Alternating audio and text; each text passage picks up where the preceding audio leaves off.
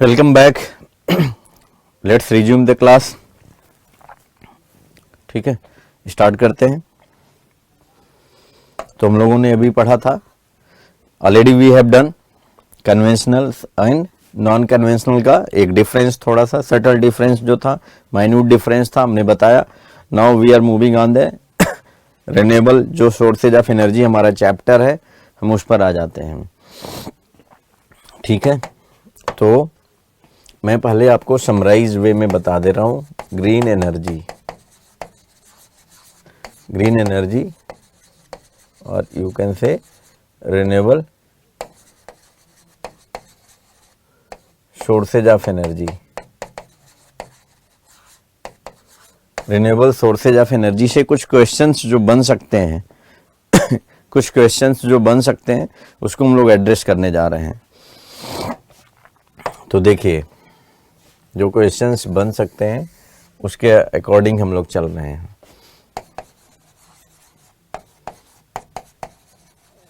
Hydel power plant या hydel energy, आप hydro energy भी कह सकते हैं, हाइड्रो एनर्जी। ठीक है, तो इसमें किसके पास पोटेंशियल ज़्यादा है? तो जहाँ पर माउंटेन्स ज़्यादा होंगे वहाँ पर पोटेंशियल ज़्यादा होगा इंडिया में। तो देखिए, एट इंडिया लेवल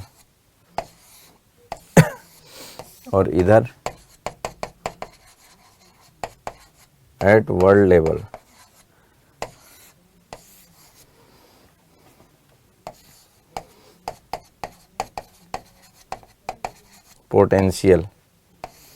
पोटेंशियल है लेकिन एक्चुअल में अभी यूटिलाइज नहीं कर रहा है, और एक्चुअल इंस्टॉल्ड कैपेसिटी वर्तमान में जो यूटिलाइज कर रहा हो। तो सबसे ज़्यादा पहाड़ कहाँ है, माउंटेन्स कहाँ हैं? हिमालय में है। Himalaya is the mountain area. अब उसमें उत्तराखंड या हिमाचल में कहीं पर एक पोटेंशियल ज़्यादा होगा। तो देखिए, यहाँ पर सबसे ज़्यादा पोटेंशियल आपका उत्तराखंड यहाँ है, हिमाचल में है, हिमाचल प्रदेश में है। दूसरा उत्तराखंड में है। तीसरा कर्नाटका में है। ठीक है, और एक्चुअल कैपेसिटी वाइज देखा जाए, बन गया किसके यहाँ ज़्यादा हाइडल पावर प्रोजेक्ट बने, कौन से स्टेट में? तो Gujarat. Second number is Maharashtra. Third number Tamil Nadu. ठीक है, potential wise hydel power plant लगाने की सबसे ज़्यादा क्षमता किस स्टेट ऑफ इंडिया में? Himachal Pradesh, then Uttarakhand, then Karnataka. और एक्चुअली कहाँ पर सबसे ज़्यादा बिजली पैदा की जाती है हाइडल पावर से? तो गुजरात, महाराष्ट्र, तमिलनाडु। ठीक है, वर्ल्ड लेवल पर कौन सा कंट्री है? तो चाइना, ब्राज़ील, कनाडा।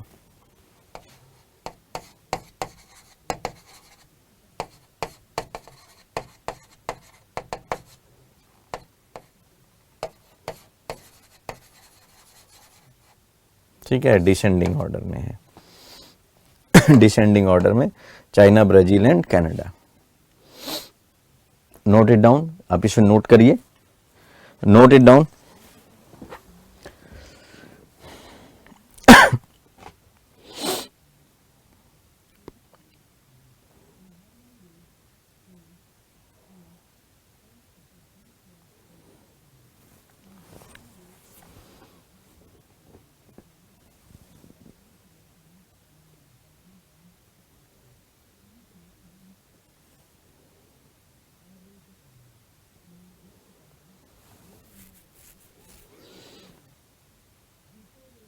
ये ब्रेक के बाद ब्रेक के तुरंत बाद मैंने अभी लिखा है, पहला स्लाइड है। Just after break I am starting with this is the first slide.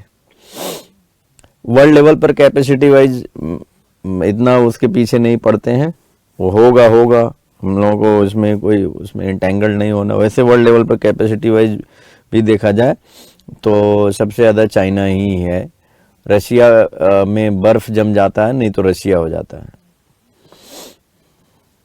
Russia, China, Canada, तीनों में से कोई एक को होना था वर्ल्ड लेवल पर कैपेसिटी वाइज, तो कनाडा में भी बर्फ जम जाता है बहुत ज़्यादा और रशिया में भी जम जाता है, तो इसलिए चाइना ही है जहाँ पर बर्फ नहीं उतना जमता है।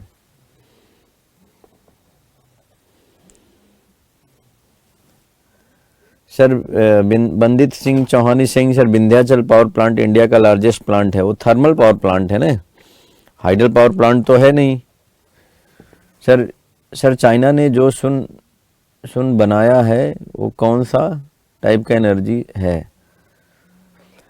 अरे हम लोग ग्रीन एनर्जी पढ़ रहे हैं, हाइडल पावर प्लांट पढ़ रहे हैं। तो चाइना में सबसे ज़्यादा अभी एक्चुअल कैपेसिटी यूटिलाइज हो रही है पूरे वर्ल्ड में, मतलब जो बिजली पैदा हो रही है हाइडल पावर से, तो सबसे ज़्यादा हाइडल पावर से बिजली कहाँ पैदा हो रही है? चाइना में। उसके बाद ब्राज़ील है, तीसरा कनाडा है। तीसरा क्या है? कनाडा है। अगर कनाडा लिखने में समझने में, हाँ एक कनाडा है। ठीक है, हो गया। चाइना ने जो सन बनाया है, अच्छा सन बनाया है, वो कौन से टाइप का एनर्जी सोर्स है? वो तो थर्मल पावर, वो तो न्यूक्लियर है। जो सन बनाया, आर्टिफिशियल सन बनाया चाइना ने, वो तो न्यूक्लियर एनर्जी से बनाया है ना, न्यूक्लियर फ्यूजन से बनता है sun, artificial sun. Sir India level को एक्सप्लेन कर दीजिए। इंडिया लेवल में देखिए, हमने कहा कि एक क्षमता वाइज किस स्टेट में सबसे ज़्यादा हाइडल एनर्जी हाइड्रो एनर्जी बनाने की क्षमता है, तो हिमाचल प्रदेश है, दूसरा उत्तराखंड है, तीसरा कर्नाटका है। लेकिन एक्चुअल में किस राज्य में सबसे ज़्यादा हाइडल इलेक्ट्रिसिटी बन रही है? तो गुजरात, महाराष्ट्र एंड तमिलनाडु है, ये है। ठीक, नेक्स्ट सोलर एनर्जी पर आ जाते हैं। सोलर एनर्जी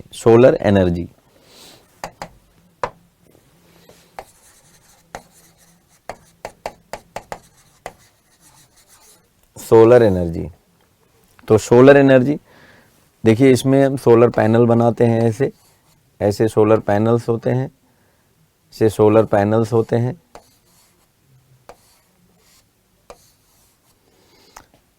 अब देखो, इस तरह से हम पैनल बनाएंगे, उसमें छोटे छोटे वेफर लगे होते हैं।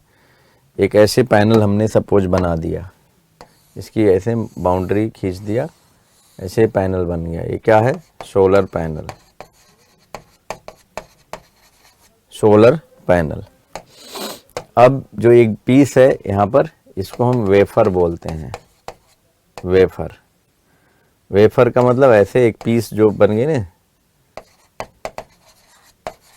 Single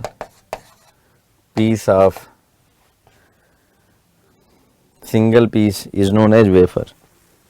Single piece is known as wafer.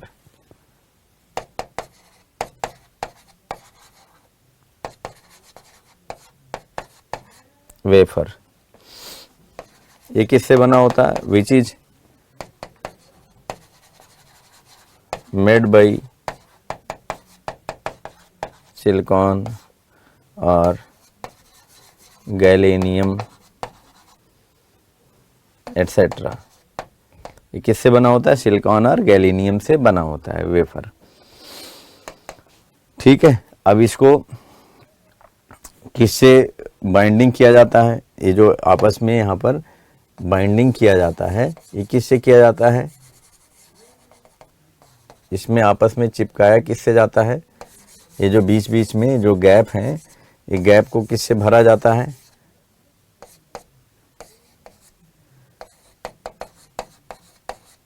Silver और एंटीमनी से भी चिपकाया जाता है। तो एंटीमनी चाइना चिपकाता है, सिल्वर से जो वर्ल्ड लेवल के अच्छे क्वालिटी के सोलर पैनल होते हैं, सिल्वर से चिपकाए जाते हैं। इज यूज्ड फॉर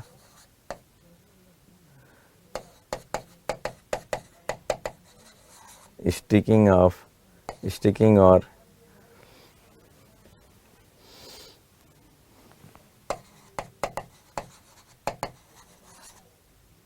स्टिकिंग और बाइंडिंग ऑफ पैनल्स, ठीक है, स्टिकिंग और बाइंडिंग ऑफ पैनल्स, ठीक है। तो सिल्वर या एंटीमनी को यूज किया जाता है बाइंडिंग के लिए या स्टिकिंग के लिए, तो इसे हम सोलर पैनल। अब इस पर सनलाइट पड़ी, देखो, अब ऐसे सपोज सन है, सन का लाइट यहाँ पर पड़ा,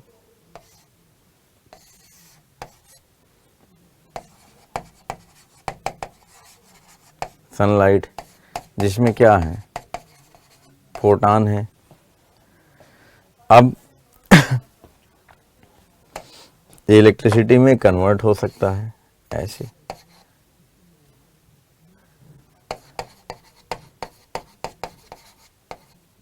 कन्वर्टेड इनटू इलेक्ट्रिसिटी, ठीक है। तो इसको हम सनलाइट को इलेक्ट्रिसिटी में कन्वर्ट कर सकते हैं। तो ये है हमारा सोलर एनर्जी का एक बेसिक कॉन्सेप्ट कि कैसे सोलर एनर्जी, सोलर सनलाइट कैसे इलेक्ट्रिसिटी में कन्वर्ट होता है। और जो कन्वर्ट करने वाला सेल होते हैं ना, इस वेफर को हम सोलर फोटोवोल्टिक सेल भी कहते हैं। वेफर हम कह रहे हैं, इसको हम सोलर फोटोवोल्टिक सेल भी कह सकते हैं। वेफर और सोलर फोटोवोल्टिक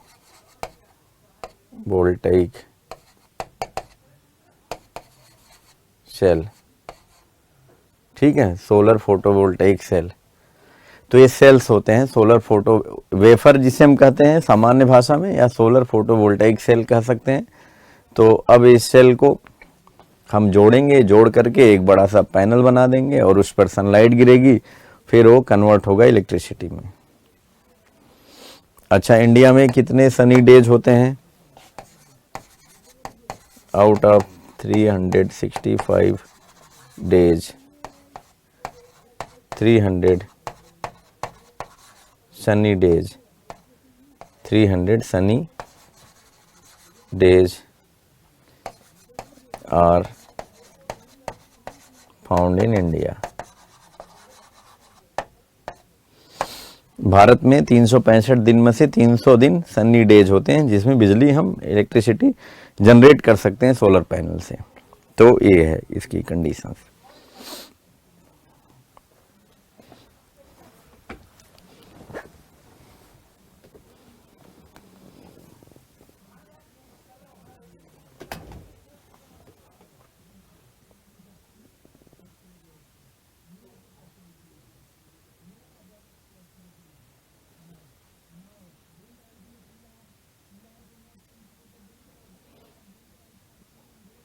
सर, जब हमें पोटेंशियल पता है तो हम उसे यूटिलाइज क्यों नहीं कर रहे हैं?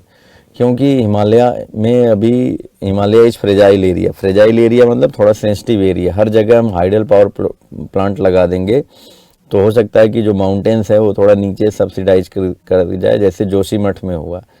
जोशीमठ में हम क्या कर रहे थे, वहाँ पर हम पावर प्लांट बना रहे थे और फिर उसमें टनल वनल बनाने लगे, उसका एक्सकवेशन कर दिया और इस तरह से एक्सकवेशन कर दिए कि जोशीमठ पूरा धीरे धीरे शहर ही नीचे जाने लगा। तो इसलिए ज़्यादा हम वहाँ पर डिस्टर्ब नहीं करते हैं हिमालय में। तो इसलिए पोटेंशियल है, बट यूटिलाइज हम संभल के कर रहे हैं। ऐसा नहीं कि चले गए और उसको। किसी सर का आवाज़ आ रहा है, वो बगल वाले सर हैं बगल वाले सर का आवाज आ रहा है, उसके लिए मैं क्या करूं? सर, मैं सोलर डिजाइन इंजीनियर हूं। अच्छा, very good, solar design engineer, great. Sir, north east में भी तो माउंटेन है, तो वहाँ क्यों नहीं पोटेंशियल है? उतना जो नॉर्थ ईस्ट में माउंटेन है वहाँ पर उतना ज़्यादा रिवर्स नहीं है। रिवर्स हैं वहाँ पर, बट वो आप ये कह सकते हो कि जो माउंटेन्स का शेप एंड स्ट्रक्चर है, स्पेशली जो अरुणाचल को छोड़ करके रेस्ट नॉर्थ ईस्टर्न स्टेट में पाया जाता है, मतलब असम, मणिपुर, नागालैंड और मिजोरम, त्रिपुरा में, मेघालय में जो पाया जाता है उतना फेवरेबल नहीं है जितना कि अरुणाचल में है और हिमाचल और उत्तराखंड में है। तो हिमाचल में ज़्यादा पोटेंशियल इसलिए है कि माउंटेन्स एंड हिल्स के मिडल टॉप बहुत ही फेवरेबल हैं, बहुत ही अच्छे हैं।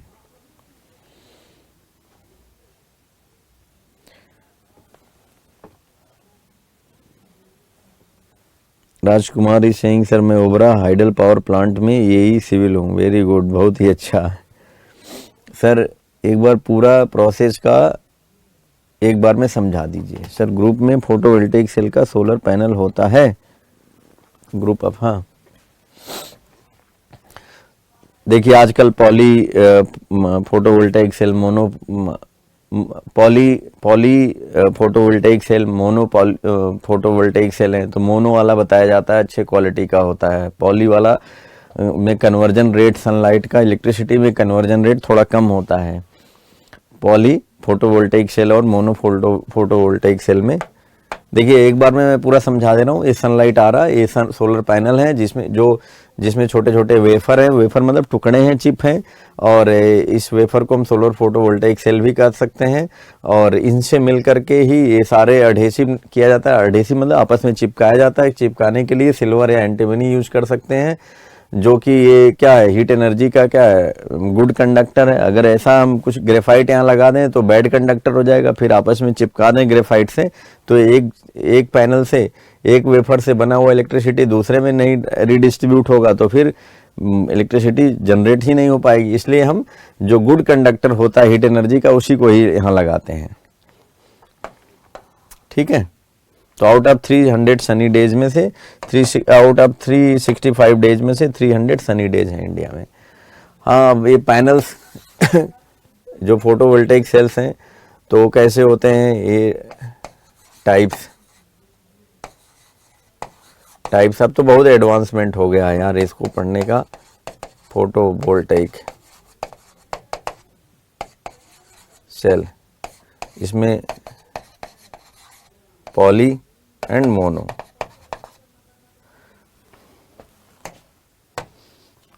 Poly PV cell, mono PV cell. इसमें क्वालिटी किसकी अच्छी होती है,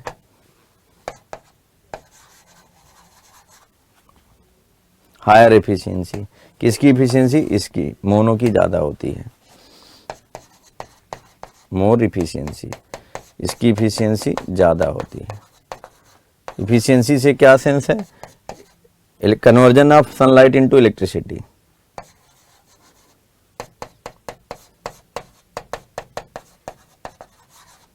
लेस एफिशिएंसी, ठीक।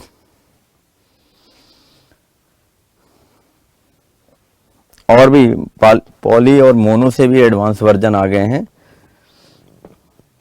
सर। अब बाई फेशियल वाला यूज हो रहा है ज़्यादातर, और इसे अपडेटेड भी आ गए हैं। हाँ हाँ,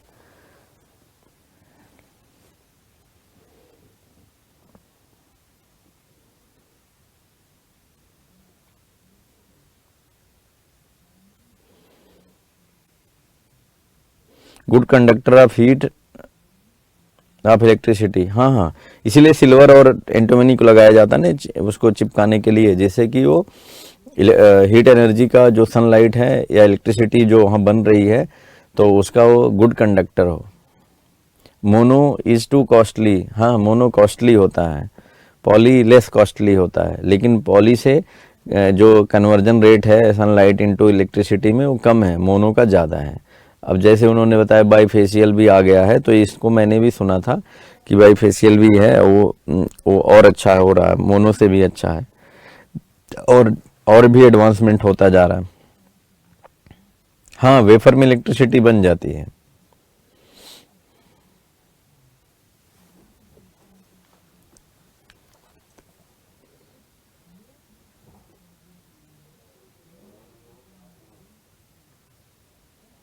जनरली सोलर एनर्जी प्रोडक्शन के लिए 6 आवर ही मिल पाता है इंडिया में, एवरेज 6 आवर, 6 घंटे ही मिल पाते हैं एवरेज।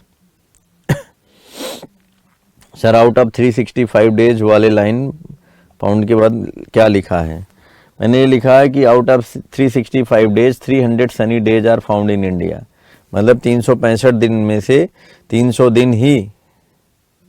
दिन ही क्या होता है, इफेक्टिव सनी डेज होते हैं जिसमें बहुत अच्छा ठीक ठाक सनलाइट आती है। संदीप कुमार मौर्य सिंह सर कल हमारे यहाँ इंस्टॉलेशन होगा। Okay, very good.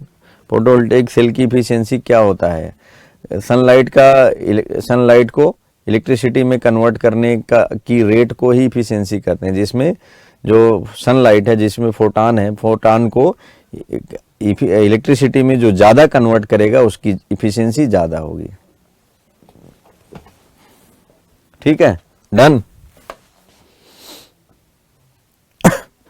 चलिए आगे बढ़ते हैं, नेक्स्ट पार्ट। तुमने थोड़ा बेसिक्स इसका समझा, अब आते हैं नेक्स्ट पार्ट पर। तो सोलर एनर्जी जनरेशन और यू कैन से प्रोडक्शन। तो इंडिया में सबसे ज़्यादा कौन सी स्टेट में होगा?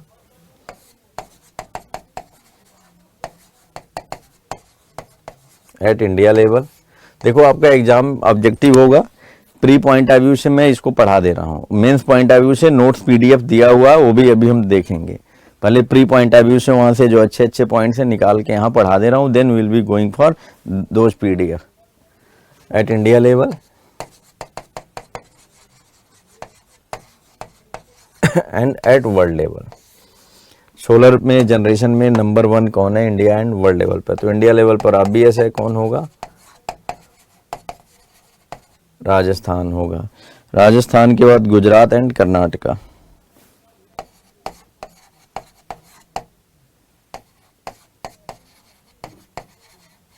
ठीक, वर्ल्ड लेवल पर इसमें भी चाइना ही है।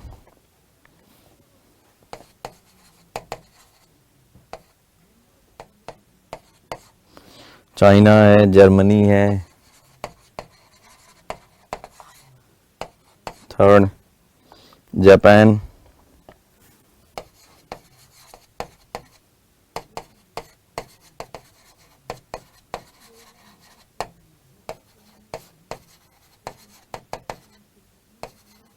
ना इंडिया इस रैंक पर है। ठीक है, तो ये सोलर एनर्जी जनरेशन या प्रोडक्शन जो अभी वर्तमान में है इंडिया में, Rajasthan is number 1, Gujarat second, Karnataka third, China world level पर नंबर 1 है। तो this is the data eight world level.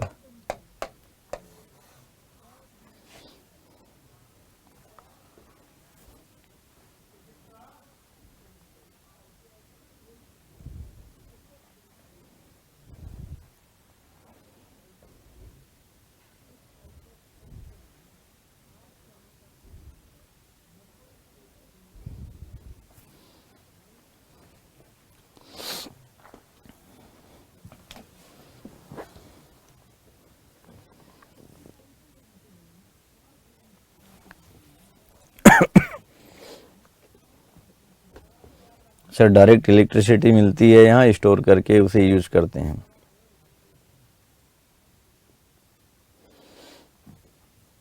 हाँ, सोलर थर्मल भी है, सोलर थर्मल भी है।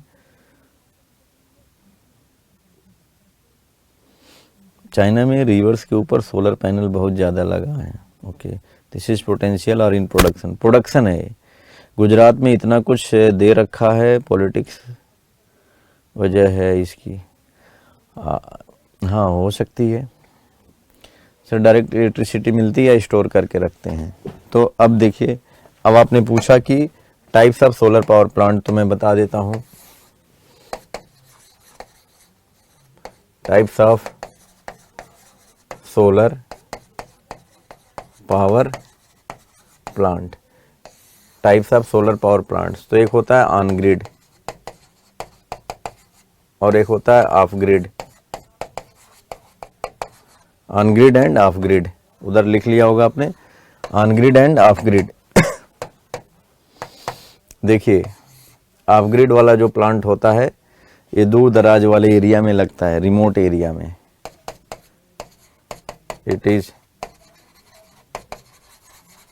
इंस्टॉल्ड इन, ऐसा नहीं कि एकदम रिमोट एरिया में, it is installed generally in remote area. ये लगाने को कहीं भी लगा सकते हैं, अपने घर शहर में भी लगा सकते हैं, लेकिन जनरली इन रिमोट एरिया मतलब बहुत दूर दराज एरिया। ठीक है। And it is not connected with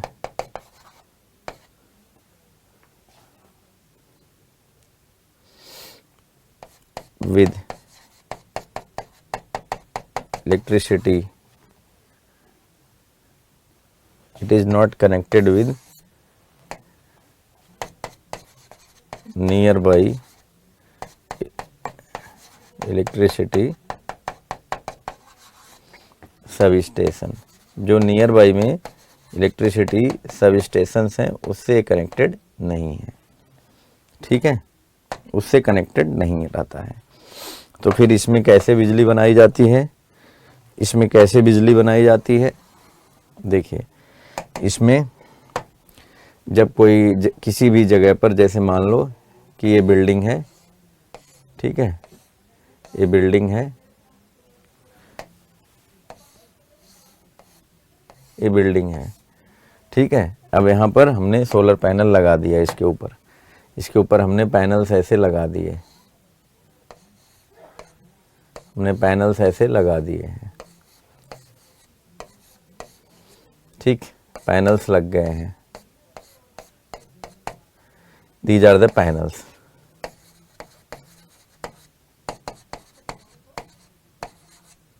ठीक, सोलर पैनल्स। अब यहाँ से जो डे टाइम में इलेक्ट्रिसिटी जनरेट होगी, अब यहाँ पर बैटरी बैंक बना दिया जाएगा।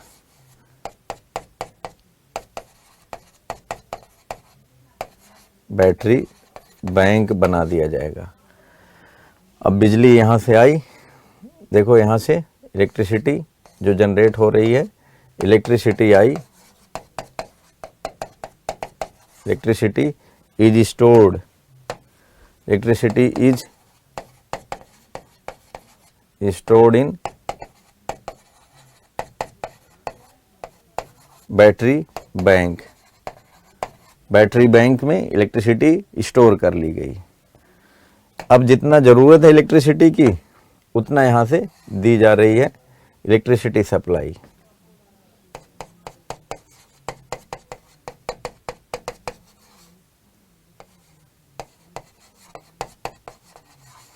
Electricity supply to this home, ठीक है, इस हाउस को होम बोलो या हाउस,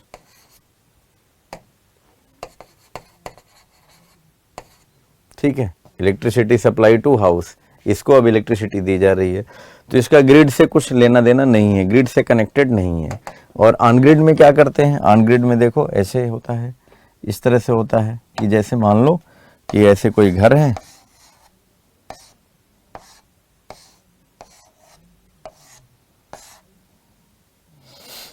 यहाँ पर आपने पैनल लगाए, यहाँ पर आपने पैनल लगाए, इस तरह से अपने पैनल लगाए, और फिर आपने बैटरी इस बार नहीं लगाए, बैटरी बैंक नहीं लगाए। यहाँ पर ये पोल है बिजली विभाग का, इसमें क्या बाई डायरेक्शनल मीटर लगा दिया आपने। I am poor in the drawing, तो यहाँ पर देखो ये दिस इज, अब यहाँ से देखिए इलेक्ट्रिसिटी बनी, तो ये चला गया इसमें,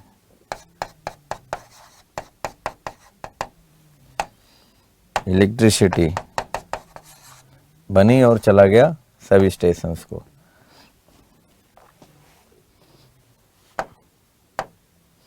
ये चला गया सब स्टेशंस को, sub station of electricity department, sub station of electricity department, वहां पर चला गया है बिजली। अब ये डे टाइम में हुआ, फिर नाइट में जब जरूरत हुआ तो फिर यहाँ से बिजली आ गई इनको सप्लाई करने के लिए, इलेक्ट्रिसिटी सप्लाई।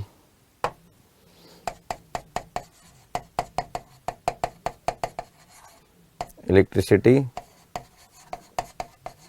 सप्लाई। तो आपने देखा दिन में जितना बना वो भेज दिया गया बिजली विभाग को, और फिर रात में जरूरत हुई तो बिजली विभाग से ले लिया गया।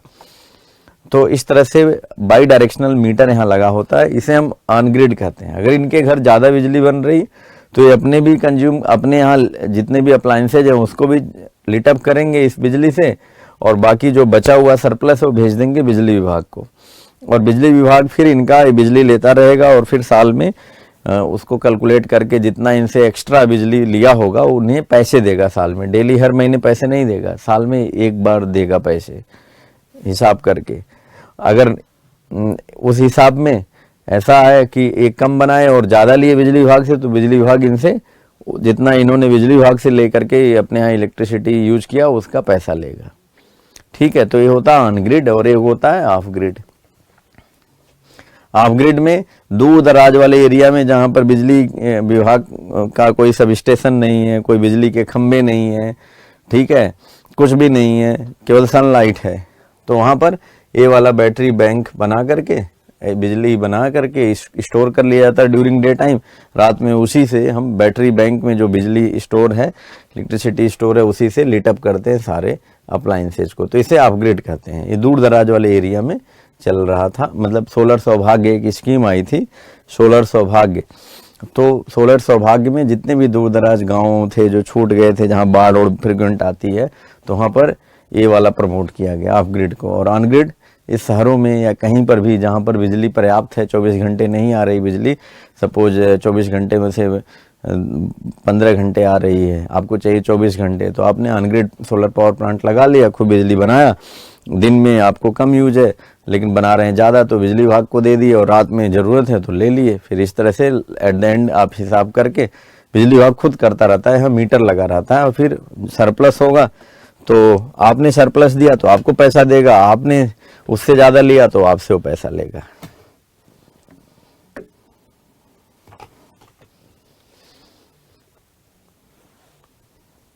ये वर्टिकल डंडा क्या है? वो बिजली का पोल है, खंबा है वहां पर बाई डायरेक्शनल मीटर लगा रहेगा घर के बाहर।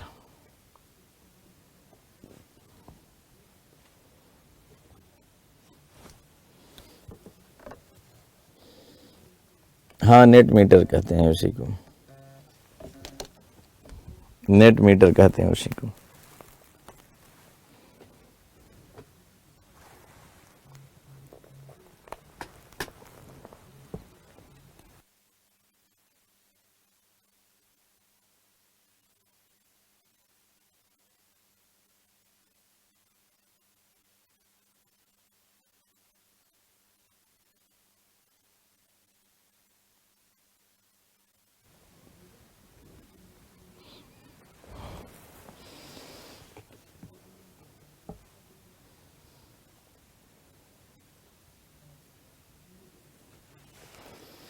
सर, ऑनग्रिड में यदि सब स्टेशन से सप्लाई नहीं चल रही है तब भी सोलर से लाइट सब स्टेशन को बिजली जाती रहेगी। हाँ हाँ हाँ, अगर मान लो सप्लाई नहीं है, लाइट गुल है, बिजली गुल है, तब भी इधर से बन रहा है तो वहाँ भेजता रहेगा, दिन में तार तो रहेंगे।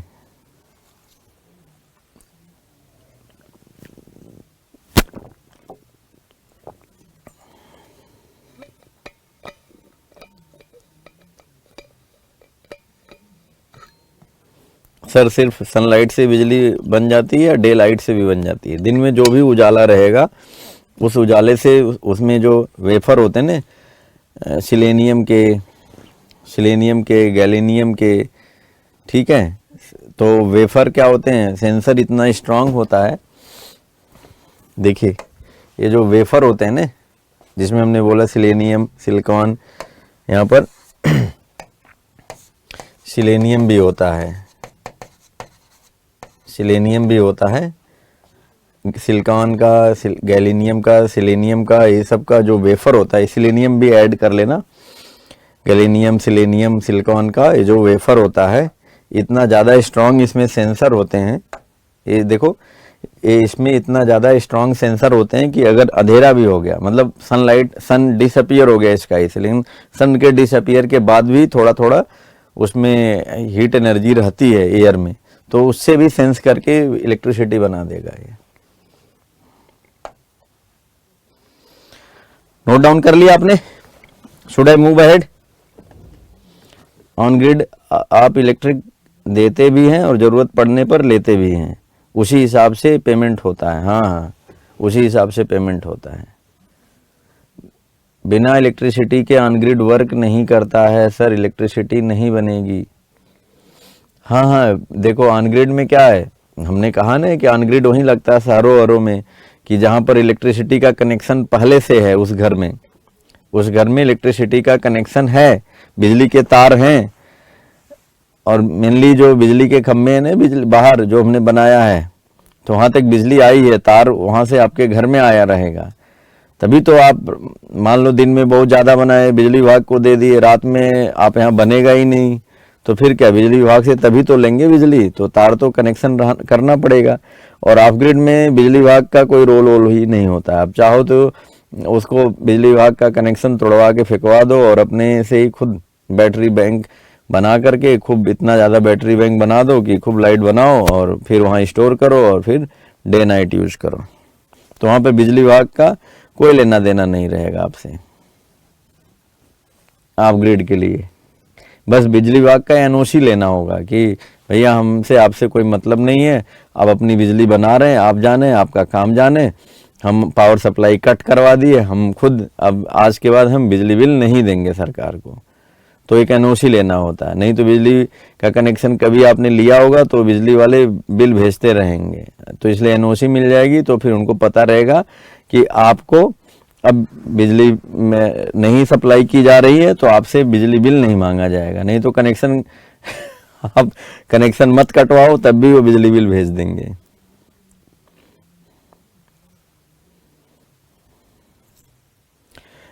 Pankaj Verma is saying so it means on grid में बैटरी बैंक की जरूरत नहीं होती। नहीं, उसमें नहीं होती जरूरत। क्या करोगे बैटरी बैंक बना के? जो इतना बना भेज दिया बिजली विभाग को, अपने यहाँ रात में नहीं बना तो बिजली विभाग से ले लिया, फिर 24 घंटे का वो हिसाब हो गया बाई मीटर से, बाई डायरेक्शनल मीटर से कि किसने किसको ज़्यादा दिया। फिर वो इसी तरह से मंथ का हिसाब हो गया, फिर साल का हिसाब हो गया, जिसका ज़्यादा हुआ उसको पैसा मिल जाएगा।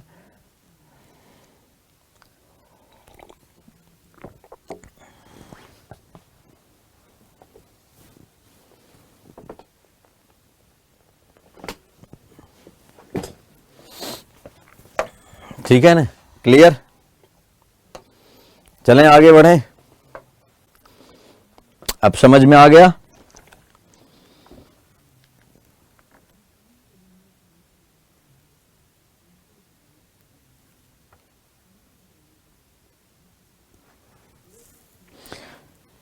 Sandeep Kumar Maurya is asking sir, जो अभी हाइब्रिड सोलर लग रहा है वो क्या है? तो हाइब्रिड में क्या है, हाइब्रिड में ऑन ग्रिड ऑफ ग्रिड दोनों का हम कम्बो कर दे रहे हैं।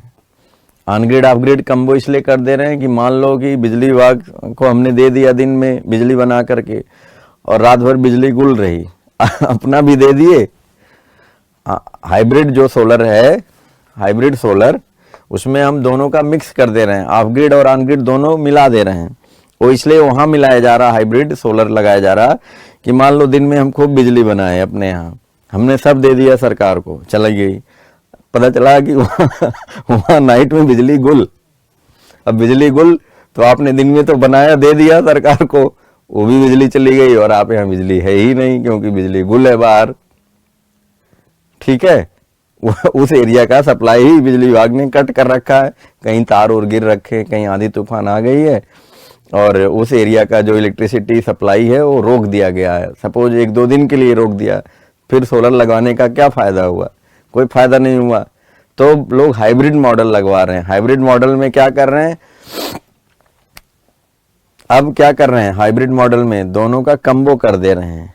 कम्बो मतलब कि भैया bi directional meter, battery bank भी रख ले रहे हैं अपने घर पर कुछ लिमिटेड, ऐसा नहीं कि बहुत ज़्यादा बैटरी बैंक। तो फिर फ़ायदा क्या हुआ, बैटरी बैंक बनाने में पैसा ज़्यादा खर्च होगा, इसलिए थोड़ा मतलब कुछ स्टोर करने के लिए घर पर रख लिए बैटरी, पूरा नहीं, बहुत ज़्यादा नहीं, जितना बना सारा स्टोर नहीं करने का।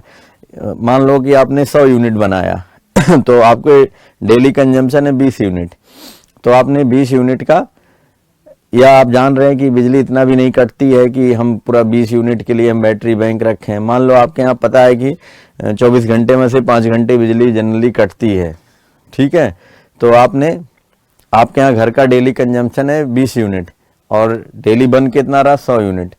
तो आपने पहले क्या था, ऑनग्रिड सिस्टम में क्या 100 यूनिट बनाया, 100 यूनिट पूरा दे दिया बिजली विभाग को, रात में बिजली गुल, आपके यहाँ भी बिजली नहीं आई, आप अंधेरे में रह गए, तो सोलर लगवाने का कोई फ़ायदा नहीं। तो इसलिए फिर आप क्या करेंगे, 20 यूनिट की ज़रूरत है डेली,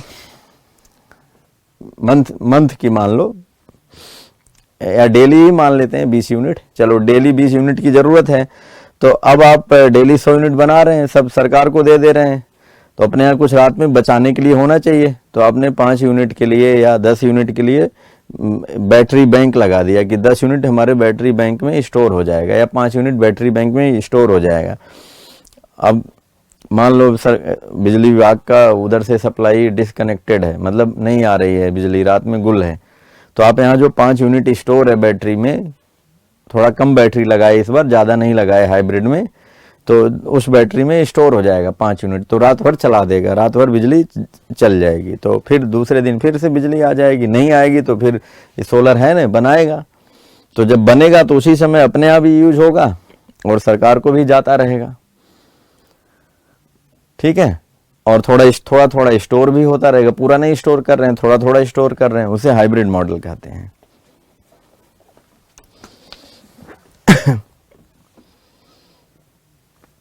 सर इलेक्ट्रिसिटी देने के लिए अलग से वायर आती होगी या जो सप्लाई वाली होती है उसी में इलेक्ट्रिसिटी ट्रांसफ़र की जाती है डिपार्टमेंट को, उसी से चली जाती है, वहाँ बाई डायरेक्शनल मीटर लगा रहता है ना, उसी से चला जाता है।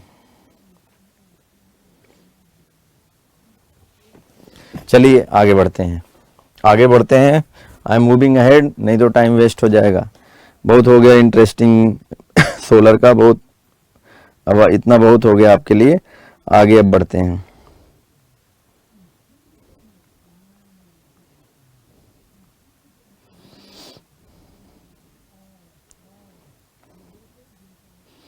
इतने से आपको बहुत क्लैरिटी आ गई होगी। अब आगे बढ़ते हैं, फटाफट टॉपिक कंप्लीट करते हैं, नहीं तो ऐसे ही इंटरटेनिंग हो जाएगा और कोर्स कुछ मतलब आई मीन नंबर्स के पॉइंट ऑफ व्यू में कोई फ़ायदा नहीं होगा। तो विंड एनर्जी पर आ जाते हैं। Wind energy,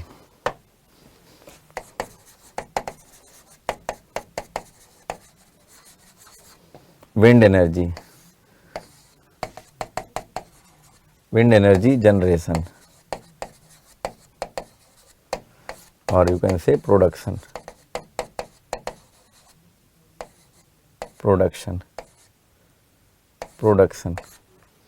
at India level,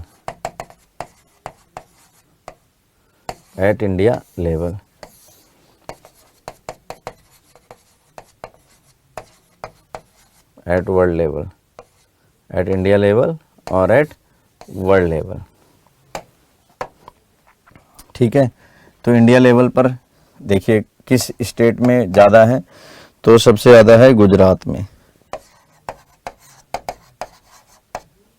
में, दूसरा किस में, तमिलनाडु में, तीसरा महाराष्ट्र में, और वर्ल्ड लेवल पर चाइना है, दूसरा स्पेन है, तीसरा डेनमार्क है, ये सब यूरोप के कंट्री हैं। फोर्थ नॉर्वे है, फिफ्थ इंडिया है। ठीक, तो ये सब हैं। ठीक ये सब विंड एनर्जी जनरेशन या प्रोडक्शन के स्टेटस हैं। इंडिया में कहाँ कौन सा स्टेट है वो दिया गया है। अच्छा, विंड के लिए टरबाइन, देखो विंड एनर्जी के लिए आपको पता है कि टरबाइन होना चाहिए। तो टरबाइन ऐसे होता है, विंड टरबाइन, जिसे विंड फैन कहते हैं। ये विंड फैन है।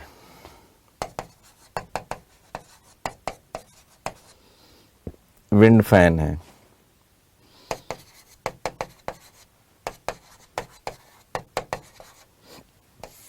ये विंड टरबाइन है।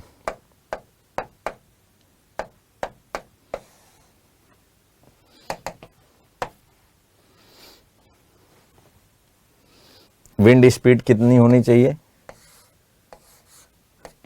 Wind speed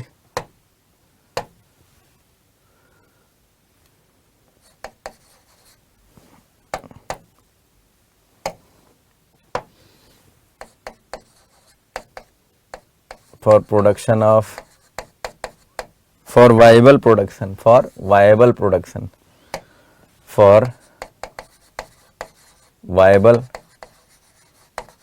production of wind energy, for viable production of wind energy, wind speed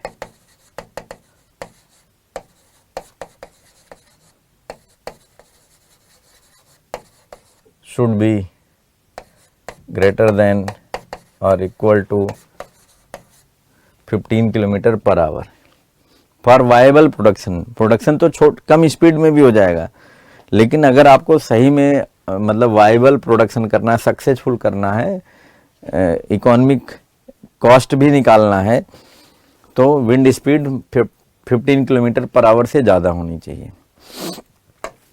ठीक है, तो ये कंडीशंस हैं, नोट डाउन कर लो आप।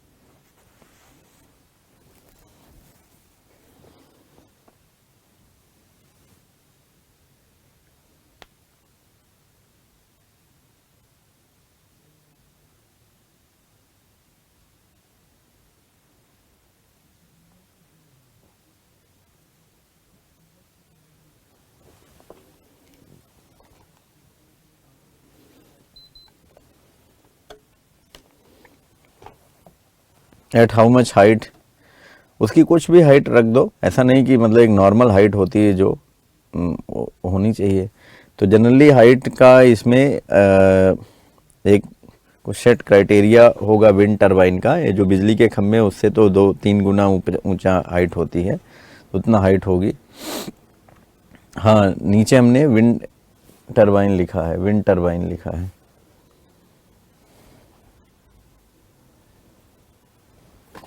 चलो आगे बढ़ते हैं। नेक्स्ट, आपने नोट डाउन कर लिए होंगे, आगे बढ़ रहा हूं। Next part, tidal energy. Tidal energy,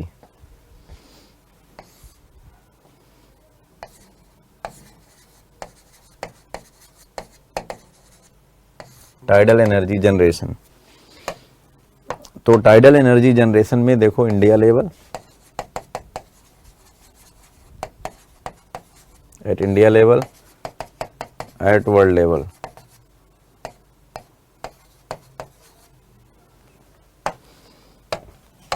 eight India and at world level.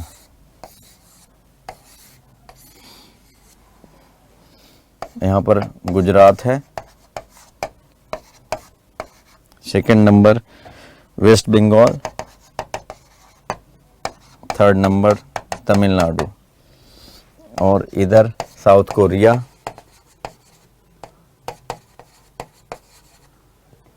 Second number France,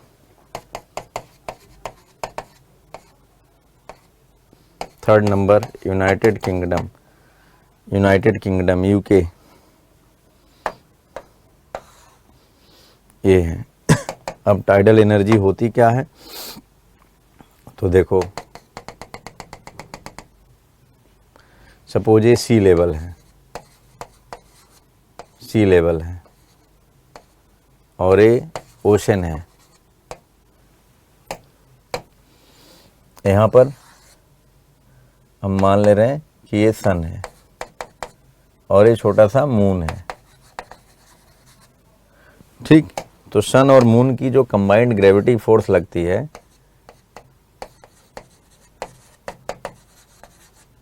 combined gravity force of sun and moon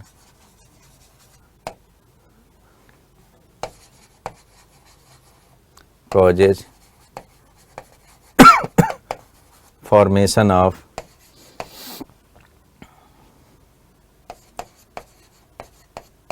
crest and trough in water,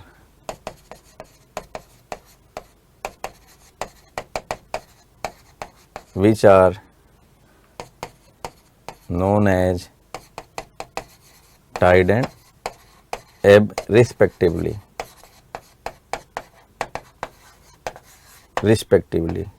which are known as tide and ebb respectively। तो जैसे मान लेते हैं कि मैंने यहाँ पर थोड़ा सा डायग्राम को मैं अभी अपवर्ड कर देता हूँ। जैसे सपोज यहाँ पर हमने मान लिया ये ओशन है, ठीक, और यहाँ ये इंडिया है।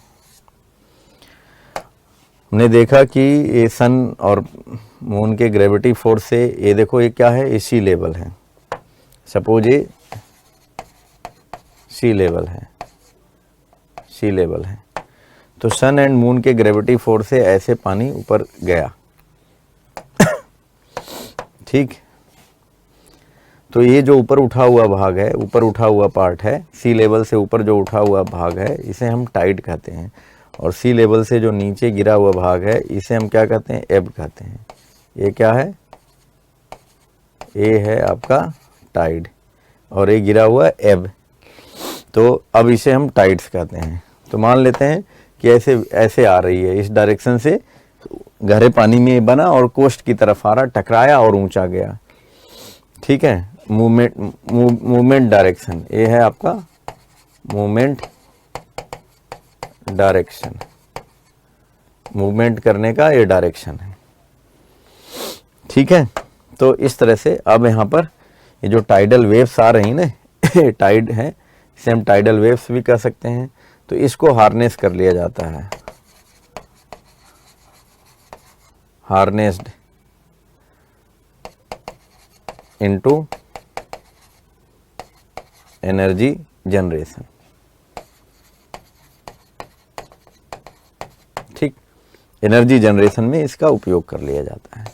तो इसे हम इस तरह से यूटिलाइज करते हैं। आप नोट डाउन कर लो।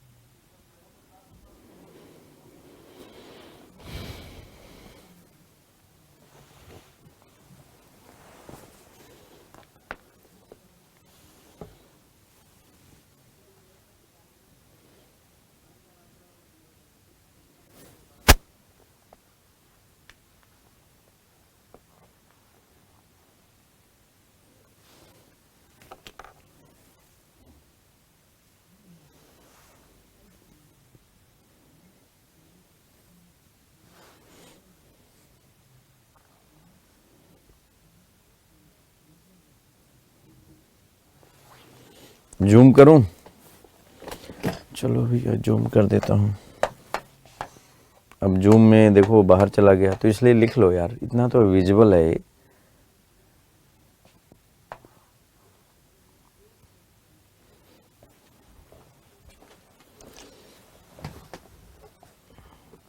सर एनी क्वेश्चन यहाँ पर यही पूछता है कि इंडिया में सबसे ज़्यादा पोटेंशियल कौन से राज्य में है टाइडल में? तो यही है, गुजरात है, फिर दूसरा वेस्ट बंगाल है, तीसरा तमिलनाडु है। डिसेंडिंग ऑर्डर में ही लिखा हुआ, पोटेंशियल भी और एक्चुअल प्रोडक्शन वाइज भी।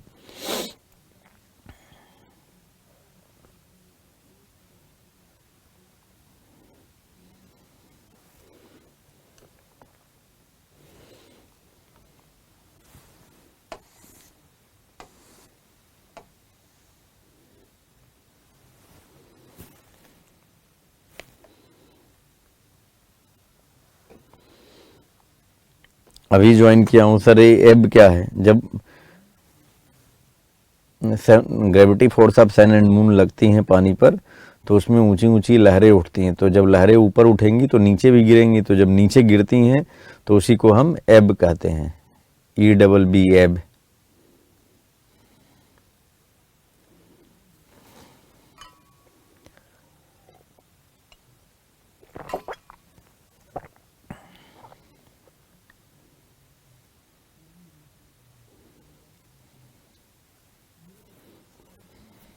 नोटेड?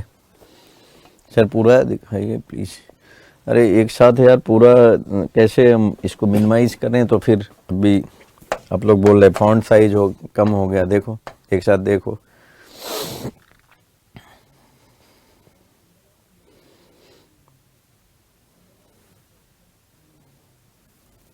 डन। अब चलो जियोथर्मल एनर्जी।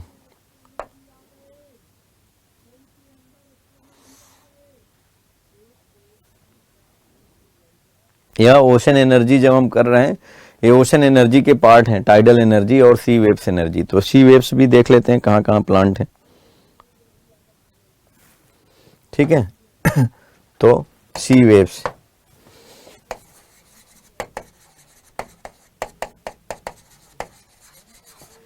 सी वेव एनर्जी और वेव एनर्जी इसे बोलते हैं। ठीक है, ये ओशन एनर्जी के पार्ट हैं दोनों, टाइडल और वेव एनर्जी।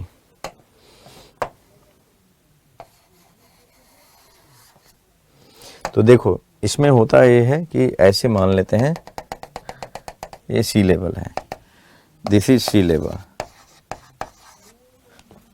स्लो वेलोसिटी अब विंड ब्लो कर रही है, स्लो वेलोसिटी, स्लो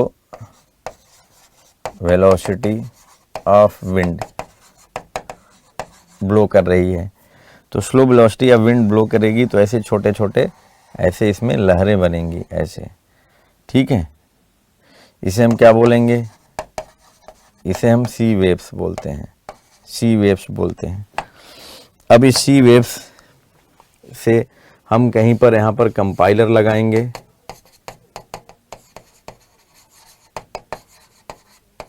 कंपाइलर लगा करके इस सी वेव्स के पोटेंशियल को हम इकट्ठा कर लेंगे, यहाँ पर इकट्ठा कर लेंगे, सारे सी वेव्स को इकट्ठा कर लेंगे।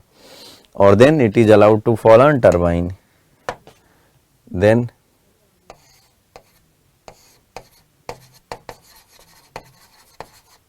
allowed to fall on turbine to produce energy। इस तरह से हम इससे एनर्जी बना लेंगे। तो इंडिया में अभी सी वेव्स प्लांट्स कहाँ कहाँ हैं?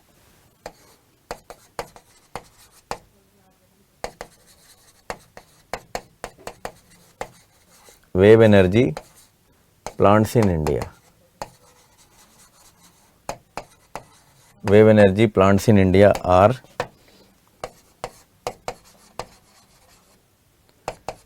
मूजे पॉइंट। ये मूजे पॉइंट कहाँ है? अंडमान निकोबार में है, ये निकोबार में है। ठीक है, मूजे पॉइंट। बी आपका विजिंझम है, विजिंझम ये कहाँ है? नियर तिरुवनंतपुरम है, तिरुवनंतपुरम के पास है, नियर तिरुवनंतपुरम।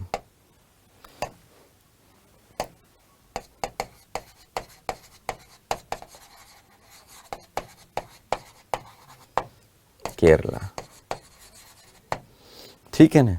तो ये wave energy plants in India are Mus point Nicobar में, बिजिंजम तिरुवनंतपुरम केरला में है। तो ये है आपके वेव एनर्जी प्लांट। ये दोनों किस में आते हैं? ओशन एनर्जी में आते हैं। तो यहां पर मैं लिख दे रहा हूं ओशन एनर्जी,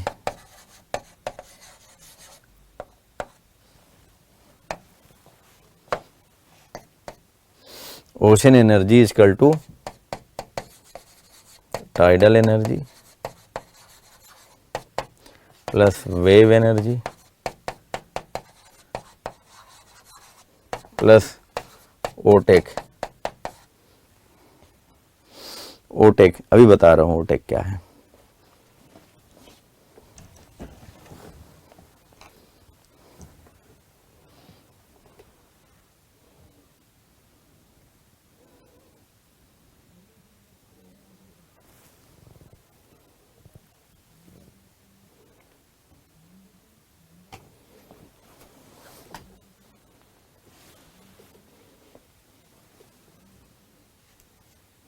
तो वेव एनर्जी पता चल गया, विंड के बहने से बनती है, और tidal energy gravity force of sun and moon की वजह से ऊंची ऊंची लहरें ओशन में उठती हैं, उससे बनती है। ठीक है ना। तो वेव एनर्जी विंड के blowing, because of blowing of wind wave energy get form, but in case of tidal energy the gravity force of sun and moon is responsible for formation of tidal energy.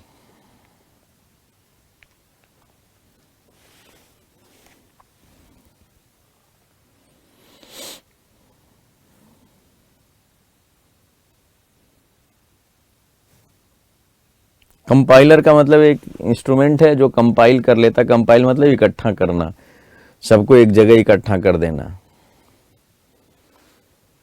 हाँ, OTEC ocean thermal energy conversion जा रहा हूं पढ़ाने।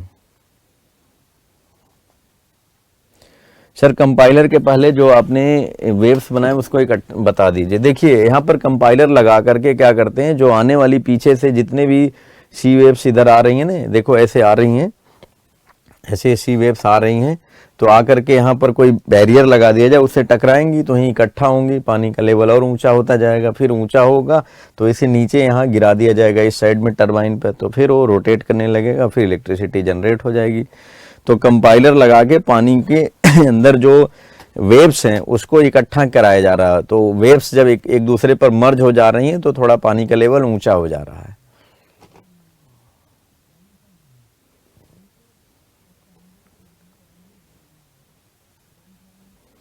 हाँ, compiler से, हाँ it is just like dam.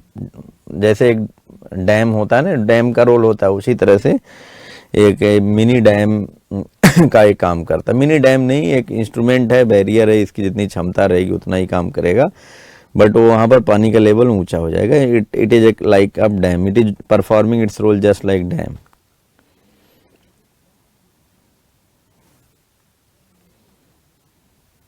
हो गया।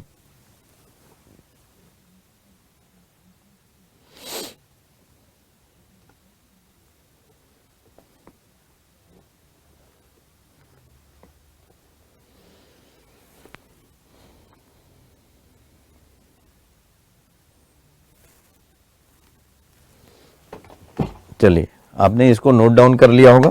Now moving ahead on the next part. अब नेक्स्ट पार्ट पर हम बढ़ रहे हैं, नेक्स्ट पार्ट के लिए बढ़ रहे हैं।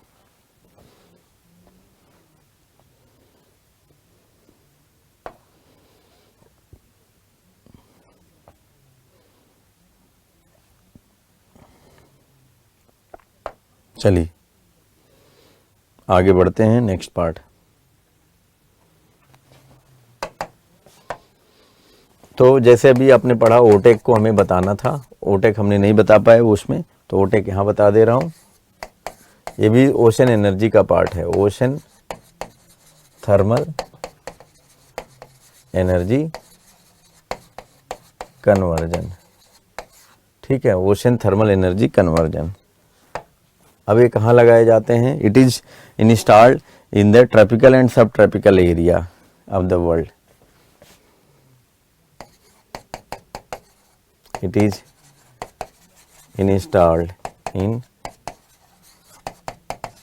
Tropical part of ocean in viable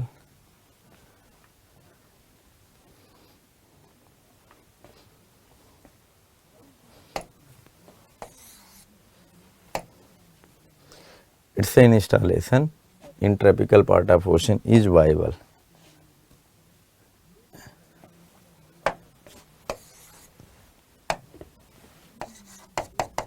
Its installation, just a minute.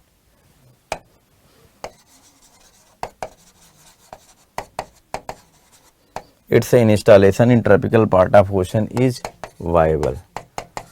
मतलब कहाँ पर लगाना समझदारी रहेगी जिससे पैसा कमाया जा सके, तो ट्रॉपिकल पार्ट ऑफ ओशन में लगाना ही समझदारी रहती है। क्यों? वो इसलिए कि देखो यहाँ अपने यहाँ इंडिया में जैसे ये ट्रॉपिकल पार्ट ऑफ ओशन में आ जाते हैं, तो सपोज ये पानी का लेवल है, ये वार्म वाटर लेवल है, इसके नीचे यहाँ पर कोल्ड वाटर लेवल है, cold water level, cold water, और ये जो है ये वार्म वाटर।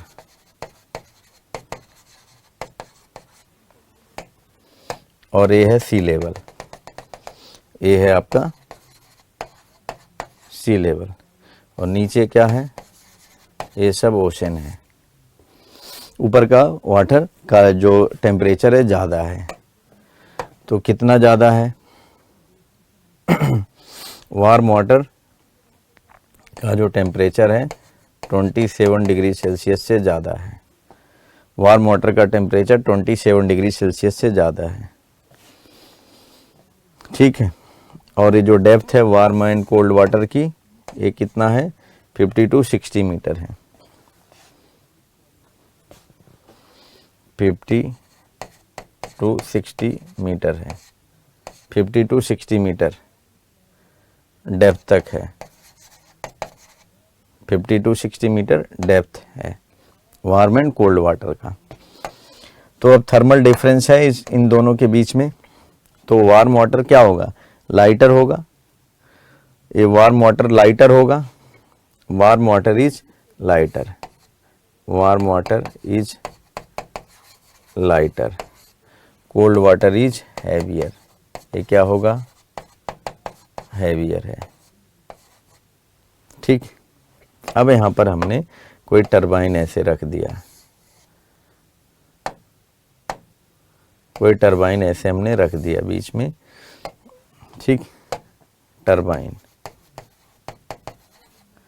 टरबाइन का ये वाला पार्ट देखो, टरबाइन का ये वाला पार्ट लाइटर है तो पानी ऐसे, और इधर हैवियर है, इस साइड हैवियर है, तो ये जो कोल्ड वाटर है इसे नीचे ले जाने की कोशिश करेगा, हैवियर कोल्ड वाटर, ठीक है।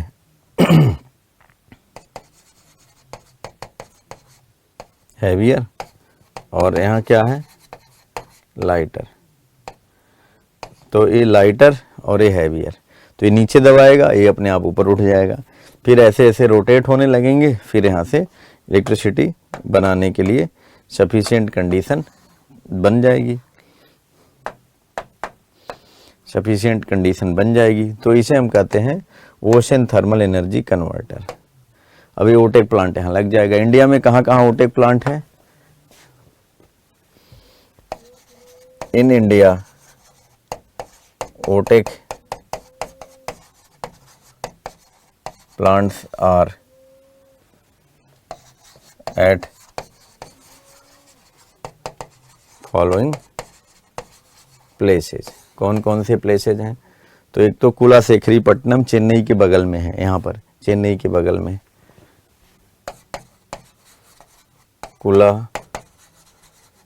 शेखरी पट्टनम।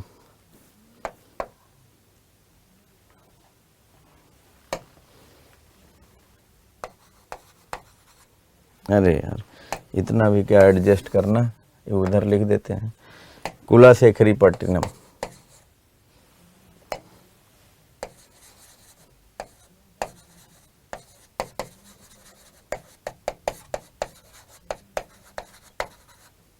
कुलाशेखरी पट्टनम चेन्नई के बगल में। चेन्नई कहाँ? तमिलनाडु में। फिर दूसरा कहाँ है? कावारत्ती। कावारत्ती कहाँ है? लक्षद्वीप में। मिनिकॉय भी लक्षद्वीप में, तो ये दोनों यहाँ हैं, मिनिकॉय एंड कावारत्ती।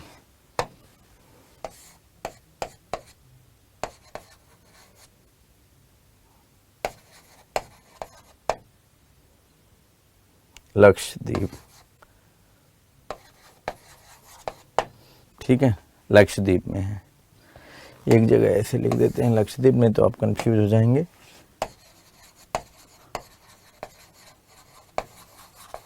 ठीक, ये दोनों लक्षद्वीप में है। तो ओटेक प्लांट इंडिया में यहाँ है। सर एक बार हैवियर एंड लाइटर वाला बता दीजिए। देखिए गर्म पानी हल्का होगा और ठंडा पानी भारी होगा। अब दोनों पानी के बीच में यहाँ पर टरबाइन रख दिया गया, तो टरबाइन के एक साइड में जिधर गर्म पानी है उधर हल्कापन होगा, जिधर ठंडा पानी उधर भारीपन होगा। भारी होने की वजह से वो ठंडा पानी टरबाइन के उस सिरे को, जो सिरा ठंडे पानी की तरफ है, उसको नीचे दबाएगा, तो नीचे चलता जाएगा। तो फिर ऑब्वियसली उधर वाला पार्ट ऊपर उठेगा, तो जो गर्म वाटर है उसे रोक नहीं पाएगा ऊपर उठने से, तो ऊपर उठ जाएगा। फिर ऐसे घूमने लगेगा, फिर घूमते घूमते तेज से घूमने लगेगा। थर्मल डिफरेंस जितना ज़्यादा रहेगा वार्म वाटर और कोल्ड वाटर में, उतना तेज़ी से वो घूमने लगेगा। फिर वहाँ से मैकेनिकल फोर्स को हम इलेक्ट्रिकल एनर्जी में कन्वर्ट कर लेंगे और बिजली बना लेंगे। तो ये वहीं पर लगाया जाता है जहाँ पर टेम्परेचर का difference top layer of ocean और just below to top layer of ocean के वाटर के बीच में ज़्यादा हो, मतलब वार्म लेयर और कोल्ड वाटर का जहाँ परफेक्ट लेयर बन जाए वहाँ पर लगाया जाता है इसे।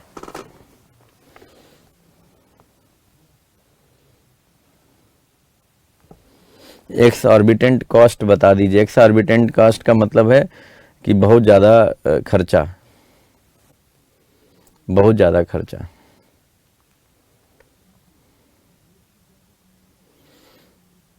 ठीक है ना। अब टरबाइन की साइज क्या होगी ये सब इतना डिटेल में नहीं पूछेगा यार, ये ग्रीन एनर्जी है।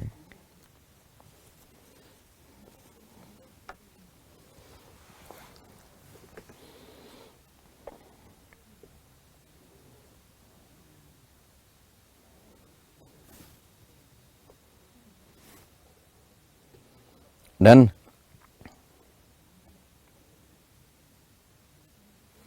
सर इसे मैसिवली नहीं यूज कर सकते हैं, जहाँ जहाँ ऐसी कंडीशन होगी वहीं पर यूज कर सकते हैं ना, हर जगह नहीं यूज कर सकते हैं।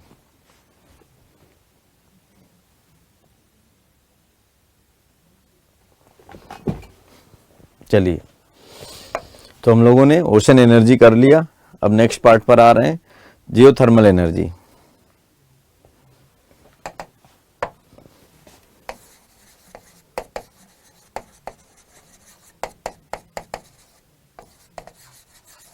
जियोथर्मल एनर्जी, तो देखिए इसमें at India level and at world level और इंडिया लेवल।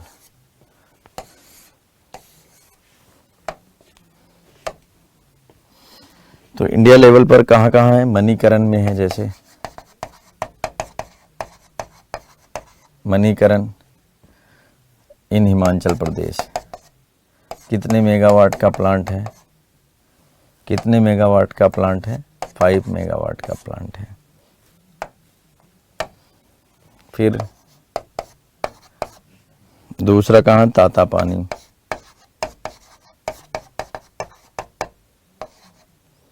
तातापानी छत्तीसगढ़। कितने मेगावाट का प्लांट है? 3 मेगावाट का प्लांट है। फिर कहाँ पर है नेक्स्ट? अभी अदर पोटेंशियल साइट, अभी यहाँ बने नहीं हैं, फ्यूचर में बन जाएंगे। Other potential sites in India, in India.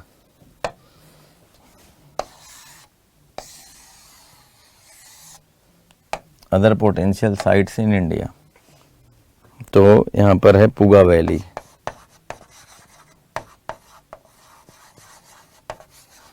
Puga valley कहाँ है? लद्दाख में है।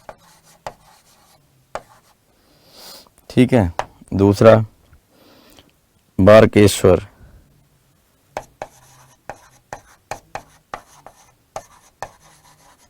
बारकेश्वर ये कहाँ है? वेस्ट बंगाल में है। तीसरा कहाँ है? तुआ, गुजरात में है।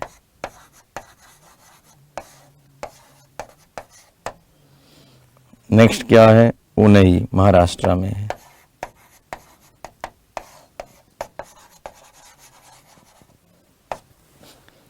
उनई महाराष्ट्र में है। थोड़ा सा इसको छोटा कर दिया जिससे कि और भी पॉइंट्स लिखे जा सकें। उनई महाराष्ट्र में है। Jalgaon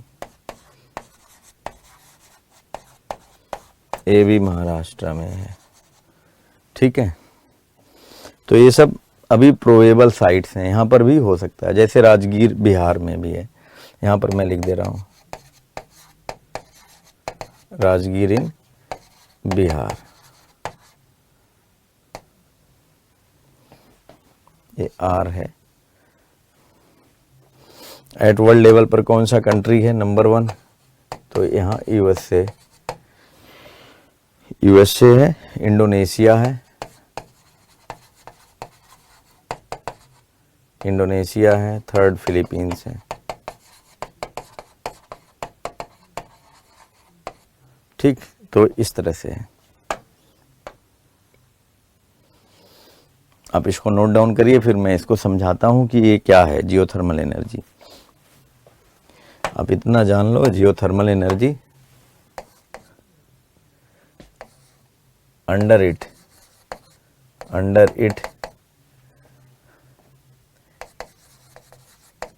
heat energy of hot water,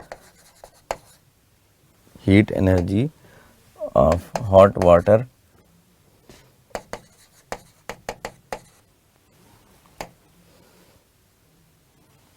heat energy of hot water which comes from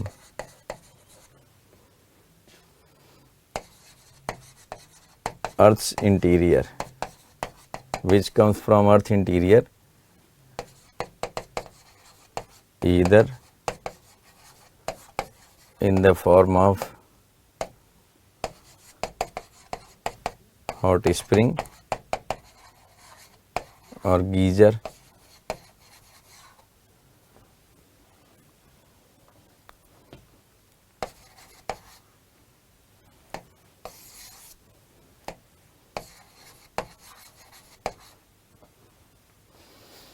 ठीक है, हॉट स्प्रिंग और geyser. Under it heat energy of hot water which comes from the earth interior either in the form of hot spring और geyser is harnessed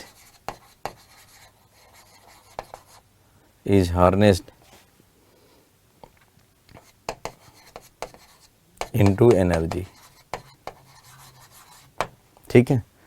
तो इसमें देखिए, अर्थ के interior से जो हॉट वाटर आता है, या तो हॉट स्प्रिंग के फॉर्म में या गीजर के फॉर्म में, उस हीट एनर्जी को ही हार्नेस करके हम बिजली बना देते हैं। जैसे हमारे यहाँ इंडिया में मणिकरण हिमाचल प्रदेश में 5 मेगावाट का प्लांट लगा है। छत्तीसगढ़ में तातापानी 3 मेगावाट का लगा है। और भी ये जो पोटेंशियल साइट्स हैं फ्यूचर में बनाया जा सकता है। At world level USA, Indonesia, Philippines है। तो ये है जियोथर्मल। जियो मतलब होता है अर्थ और थर्मल मतलब हीट एनर्जी। तो अर्थ के अंदर से आने वाली जो हीट एनर्जी है उसको हार्नेस किया जाता है।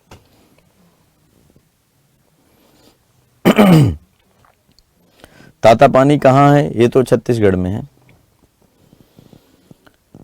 छत्तीसगढ़ लोकल लैंग्वेज में ताता का मतलब होता है गरम, जैसे बच्चों को कहते हैं ताता ताता, ताता का मतलब गरम है। उनई इन गुजरात, हाँ उनई गुजरात में है, नहीं हमने क्या लिखा, तुआ इन गुजरात, उनई इन महाराष्ट्र है, तुआ इन गुजरात है।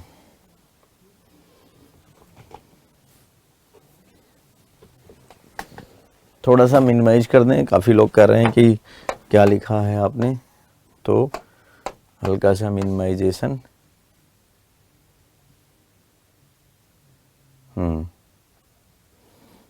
अब शायद दिख रहा होगा।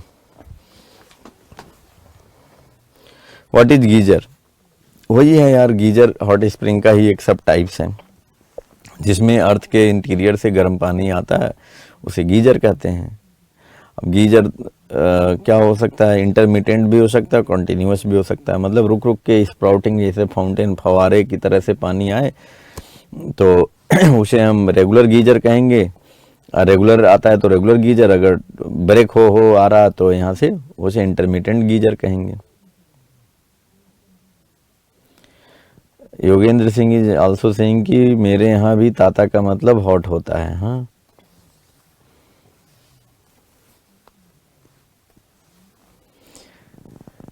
अब हीट एनर्जी से ही यहाँ पर उस हीट एनर्जी को कैसे हार्नेस करते हैं, तो ये यहाँ पर भी उसी तरह से टेक्निकल वो लगाएंगे कि ठंडा गर्म पानी, ठीक है, जिधर ज़्यादा हॉट वाटर होगा उधर लाइटर, और जिधर थोड़ा कम होगा और ठंडा, मतलब कम गर्म होगा उधर थोड़ा रिलेटिवली ठंडा होगा, तो उससे टरबाइन लगा के बिजली पैदा करते हैं, बिजली बनाते हैं यहाँ भी।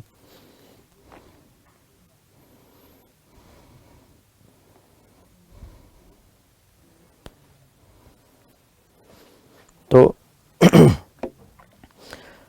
हमने ये सब बताया। अब बायोमास देख लो, बायोमास में क्या क्या होता है।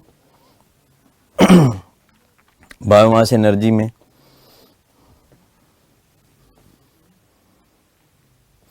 देखो, क्वेश्चंस जो आ सकते हैं आपके एग्जाम में उसको हम पढ़ा रहे हैं, और इसका ऐसे जो लिखा होना चाहिए कॉन्सेप्ट पूरा A to Z, उधर लिखा है PDF में, हमने वहाँ दे रखा है। जो वहाँ से क्वेश्चन आ सकते हैं वो मैंने यहाँ बता दिया, और जो पूरा डिटेल एकदम ऐसे टाइप का है वो वहाँ पर है PDF, वो शेयर कर दिया जाएगा। लिख लिया आपने? You all noted? Manikaran temple में देखा है। अच्छा, मणिकरण टेम्पल, हाँ हाँ, हिमाचल प्रदेश में है।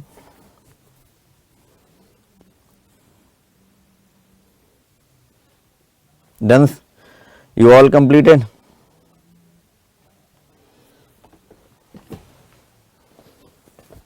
चलिए,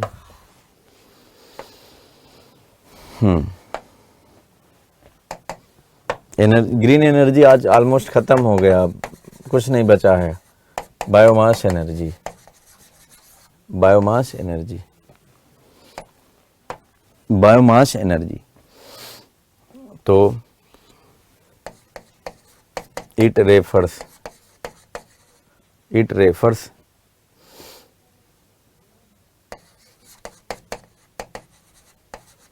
optimum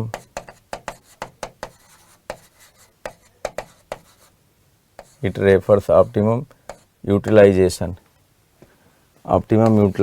of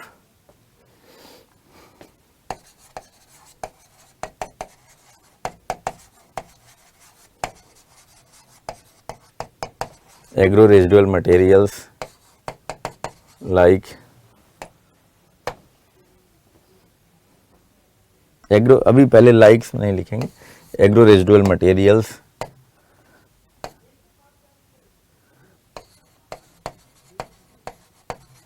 remnants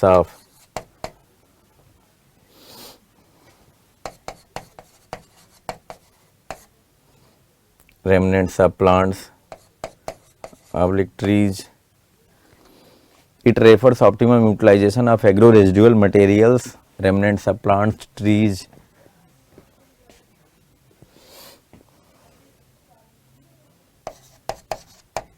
etc. to make briquette or pallets briquettes or pallets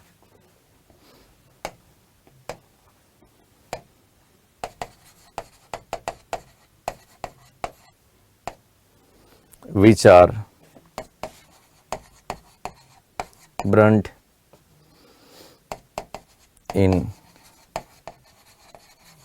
thermal power plant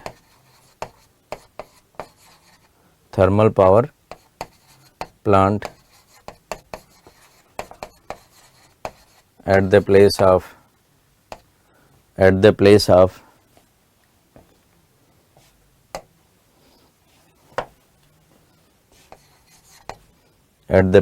coal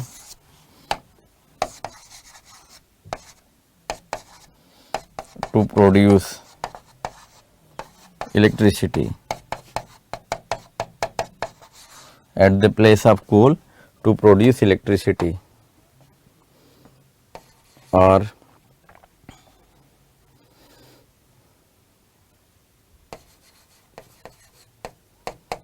used in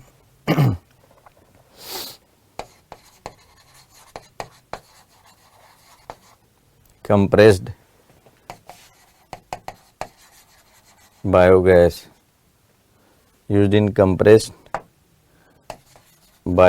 plant, CBG plant, used in compressed biogas plant.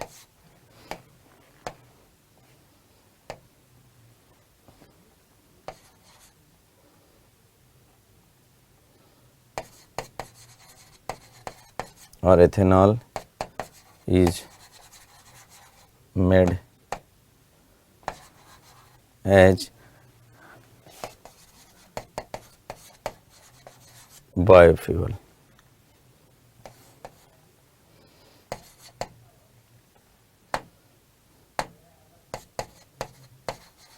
Known as biomass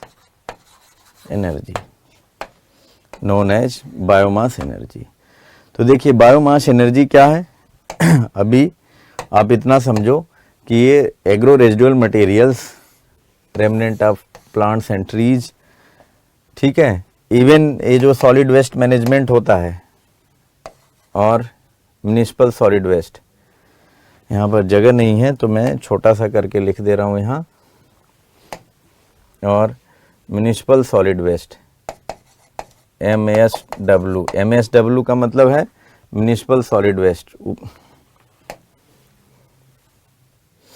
MSW ऊपर मैं लिख दे रहा हूँ, आप एडजस्ट कर लेना, municipal solid waste, इसको भी यूज किया जा सकता है इसमें बायोफ्यूल के तौर पर, ठीक है। अगर इन सभी को यूज करके इलेक्ट्रिसिटी या कुछ एनर्जी बनाते हैं तो उसे हम बायोमास एनर्जी कहते हैं।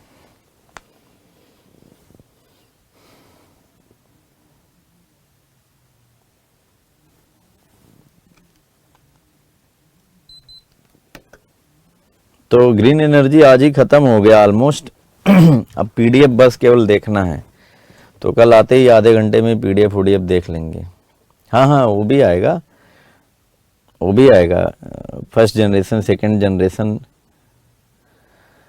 बायोफ्यूल भी आएंगे इसमें।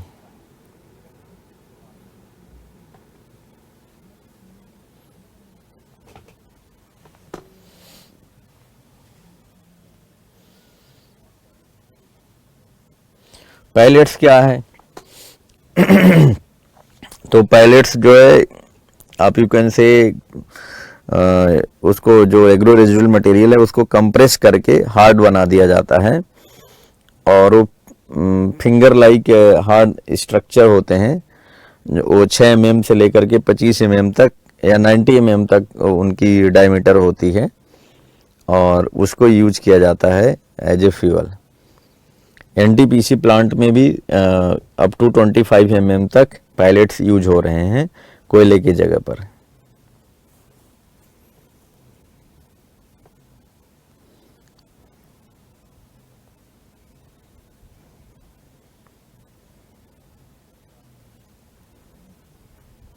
वेस्ट टू एनर्जी हाइब्रिड में आता है या रिन्यूएबल में? रिन्यूएबल में आएगा, जब आप उसे रिन्यू कर लिए तो वो तो रिन्यूएबल ही होगा।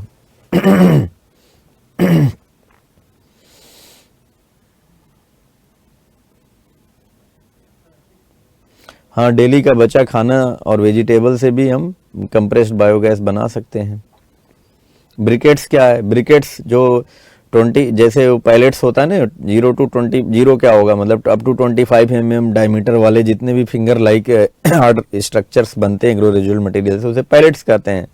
और 25 mm से बड़ा 90 mm तक जो बनता है उसे हम ब्रिकेट्स कहते हैं। सीबीजी प्लांट्स, कंप्रेस्ड बायोगैस, ठीक है। नोट कर लिया होगा आपने। अब चलो आगे बढ़ते हैं।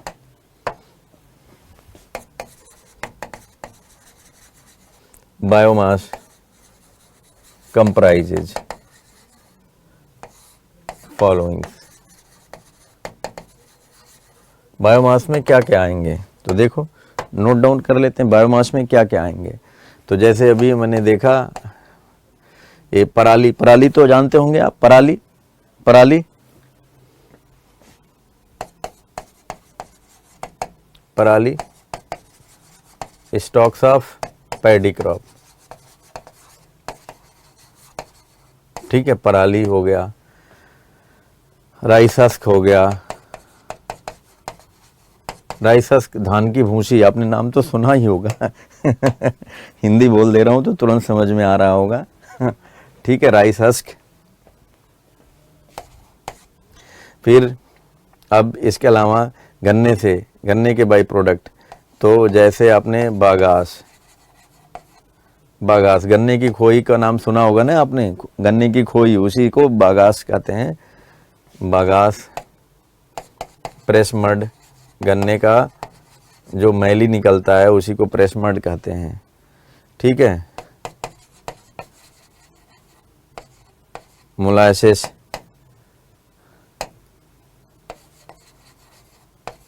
मोलासेस ये भी यूज किया जाता है। फिर stalks of cotton, stalks of cotton, और कॉटन हो गया, सोया हस्क, सोया का हस्क, ठीक है।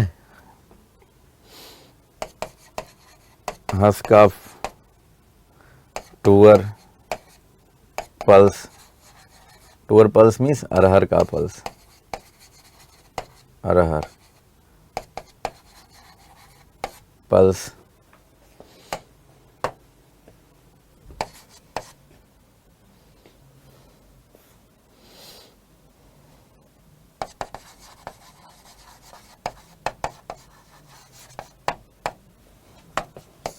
वुडन चिप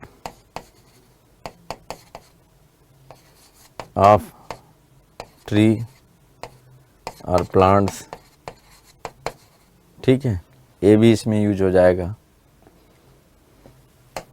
मस्टर्ड हस्क,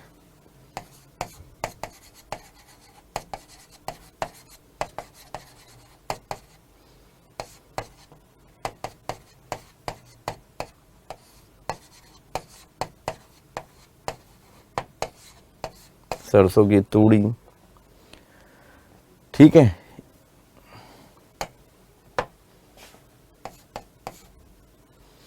फिर देखो इसमें और भी जैसे पुंगामिया हैं,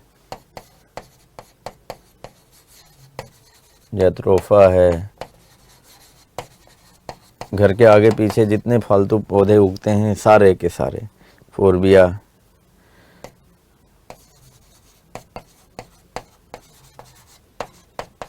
सब के सब, सबसे एनर्जी बन जाएगी, सबसे एनर्जी बन जाएगी। तो अब नितिन गडकरी जी ने ये सब स्टार्ट कराया, मतलब आई मीन किसी एक पर्सन को मैं नहीं वो करूँगा, टेक्नोलॉजिकल एडवांसमेंट हो रहा इसलिए ये सब चीज़ें हो रही हैं, लेकिन गडकरी जी का एक अलग ही इसमें कंट्रीब्यूशन है। म्युनिसिपल सॉलिड वेस्ट,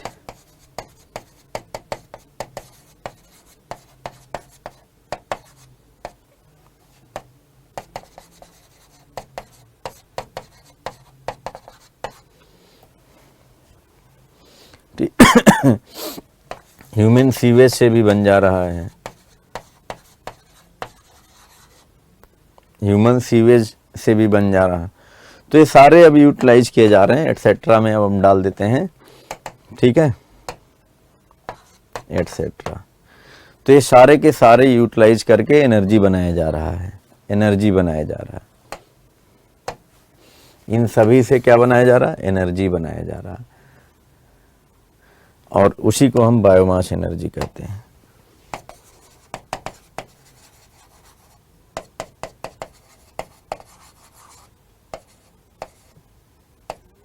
ठीक है, इसी को हम बायोमास एनर्जी कहते हैं।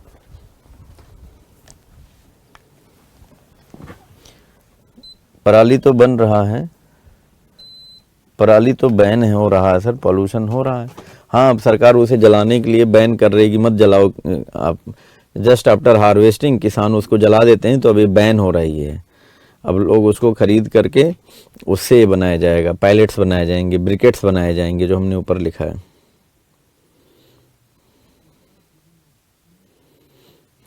अरे यार, अब किसी पर्सनल व्यक्ति पर मैं नहीं कमेंट करूंगा, मोदी जी हो या गडकरी जी हो या XYZ जी हो, मैं नहीं किसी को कुछ बोलूंगा।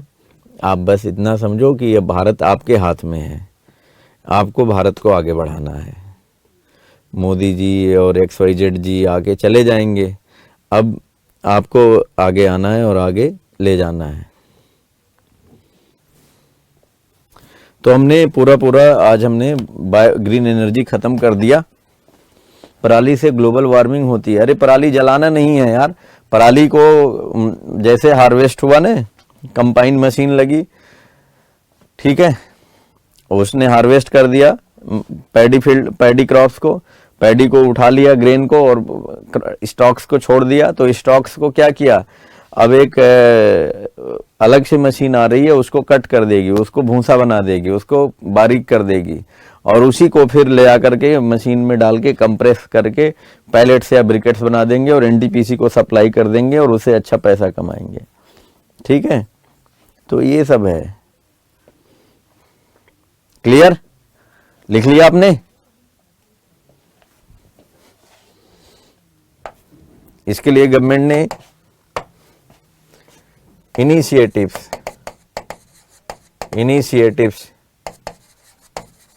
taken by government, GOI means Government of India, initiatives taken by government। तो देखिए, समर्थ मिशन, समर्थ मिशन, सतत मिशन,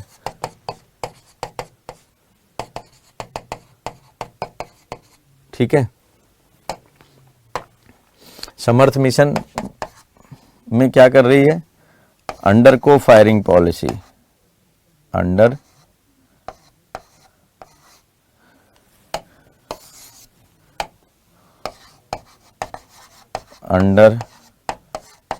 को फायरिंग पॉलिसी 2021, अंडर को firing policy 2021। Now all thermal power plants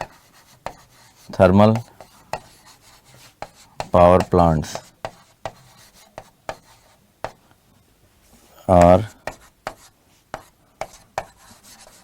supposed to use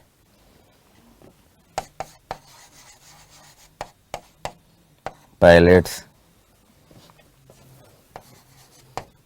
at the place of coal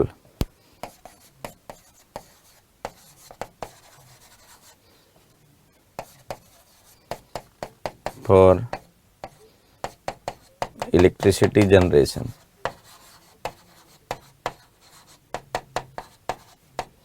for electricity generation, ठीक है, electricity generation. अभी at present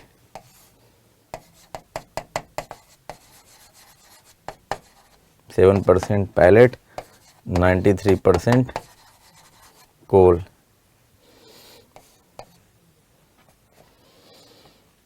But in future,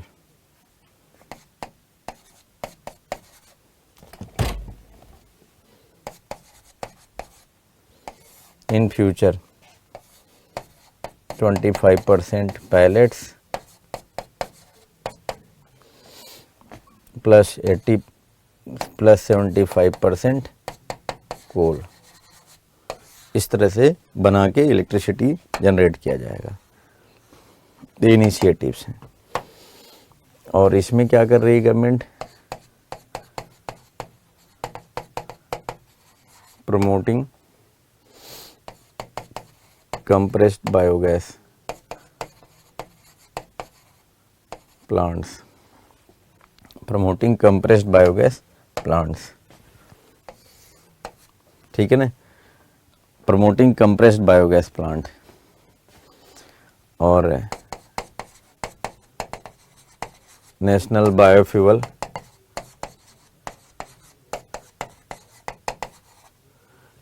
biofuel policy भी लाई है सरकार ने। National biofuel policy 2018 भी लाई है, जिसके तहत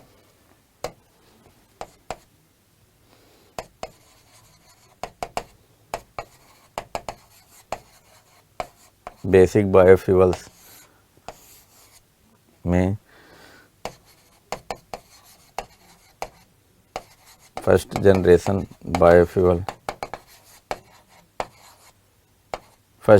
बायोफ्यूल और दूसरा है एडवांस्ड बायोफ्यूल भी बना रही है। तो एडवांस्ड बायोफ्यूल में second generation biofuel, third generation biofuel, fourth generation biofuel बना रही है। तो ये सारे मिशंस गवर्नमेंट क्यों ला रही है, किस लिए ला रही है? इसीलिए ला रही है कि ये ज़्यादा से ज़्यादा हम अब रिलाई करें बायोमास एनर्जी पर।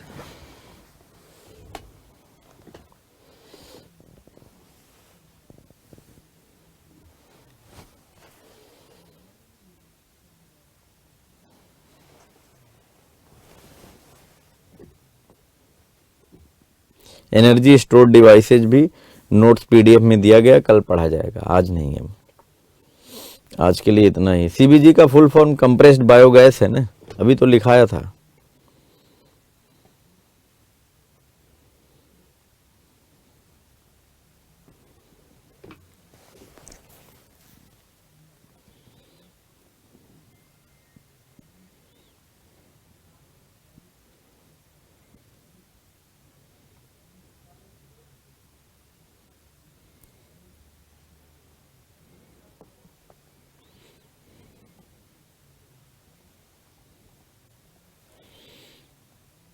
पैलेट्स क्या होता है यार? पैलेट्स वही होता है जो एग्रो रेजिडुअल मटेरियल से ने उसको कंप्रेस करके बाइंडर लगा करके उसको बना दिया जाता है और वो हार्ड हो जाता है। और जस्ट लाइक ये मार्कर जो देख रहे हो ना आप, मार्कर इसी तरह का, इसी साइज का ये होता है, लेकिन और छोटा होता है। मार्कर ये थोड़ा बड़ा हो गया, इससे छोटा रहेगा।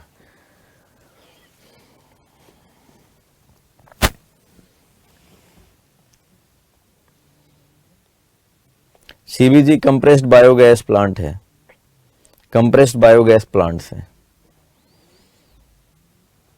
कुछ नहीं बचा उचा भैया, हो गया सब ठीक है। आई कंप्लीटेड टुडेज क्लास, आज का क्लास हो गया। ग्रीन एनर्जी कंप्लीट हो गई ऑलमोस्ट। एनर्जी स्टोरेज डिवाइसेज हैं, कल वो आऊँगा पढ़ाऊँगा। और जो ये सब पढ़ाया हूँ प्री के पॉइंट ऑफ व्यू से, इसका जो नेक्स्ट वर्जन है, मतलब पूरा थ्योरी टाइप का रखा हुआ मटेरियल, वो पीडीएफ में वो शेयर कर दिया गया होगा ऐप पर। आप उसे पढ़ के आना कल, हम फिर उसे रिव्यू करा देंगे। उसमें एक दो जगह हाईलाइट करा देंगे कि ये इम्पोर्टेंट है, ग्रीन एनर्जी इतना ही है, ठीक है। और इसके बाद में फिर हम लोग नेक्स्ट कल वो स्टार्ट करेंगे principal of conversion of energy, और कल ही ख़त्म हो जाएगा वो। तो कल हम दोनों के क्वेश्चन भी लेके आएंगे, principle of conversion of energy के भी और इसके भी, ठीक है। तो चलिए, thanks to all of you, good night.